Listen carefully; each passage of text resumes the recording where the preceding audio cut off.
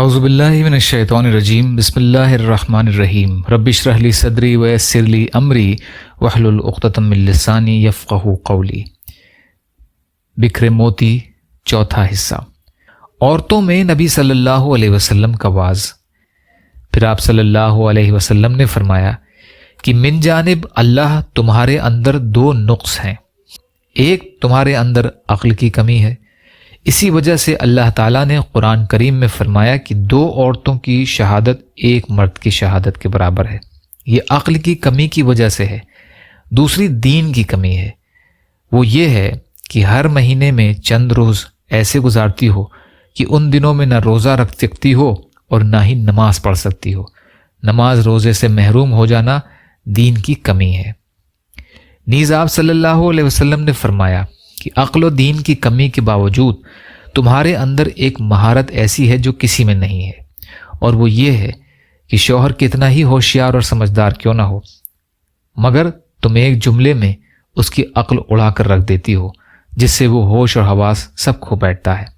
آپ صلی اللہ علیہ وسلم کی اس تقریر کے بعد عورتوں میں سے کسی نے اپنے گلے کا ہار، کسی نے ہاتھ کا کنگن، کسی نے پازیب، کسی نے کان کے بندے، غرض یہ کہ جس کے پاس جو تھا نکال کر دینا شروع کر دیا، اور حضرت بلال رضی اللہ تعالیٰ عنہ ایک تھیلی میں بھرنے لگے۔ اس حدیث شریف سے دینی مقام کے لیے چندہ کرنا بھی حضور صلی اللہ علیہ وسلم سے ثابت ہے۔ حدیث شریف ملاحظہ فرمائیے، حضرت ابو سعید خدری رضی اللہ عنہ نے فرمایا کہ آپ صلی اللہ علیہ وسلم عید الاضحیٰ یا عید الفطر میں عیدگاہ تشریف لے گئے، پھر عورتوں میں تشریف لے گئے تو فرمایا، اے عورتوں کی جماعت، تم کثرت سے صدقہ کرو، اس لیے کہ میں نے تم میں سے اکثر کو جہنم میں دیکھا ہے۔ تو عورتوں نے کہا، یا رسول اللہ، ایسا کیوں؟ صلی اللہ علیہ وسلم۔ آپ صلی اللہ علیہ وسلم نے فرمایا کہ تم کثرت سے لعنت کرتی ہو اور شوہر کی ناشکری کرتی ہو۔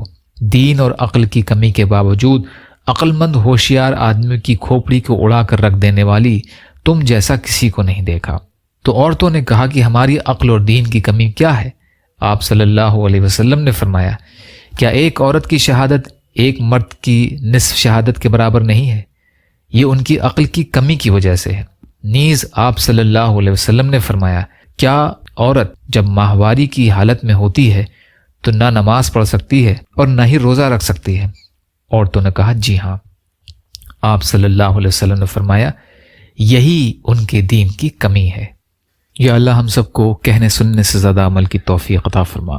یا اللہ مظلوم فلسطینیوں، کشمیریوں، روہنگیا مسلمان اور مسلمان جہاں بھی پریشان حال ہیں، ظالموں کے ظلم کا شکار ہیں، ان کی بھرپور مدد فرمائیے۔ ہم سب کو اپنی استطاعت کے بقدر اپنا حق ادا کرنے والا بنائیے۔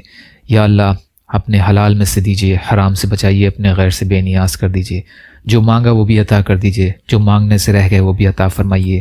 اللہم لا تسلط علینا من لا یرحمنا ولا یخافک فینا، اللہم اجرنی فی مصیبتی واخلف لی خیرا منہا، ربنا تقبل منا انک انت السمیع العلیم برحمتک یا ارحم الراحمین، لا الہ الا اللہ محمد رسول اللہ۔ السلام علیکم۔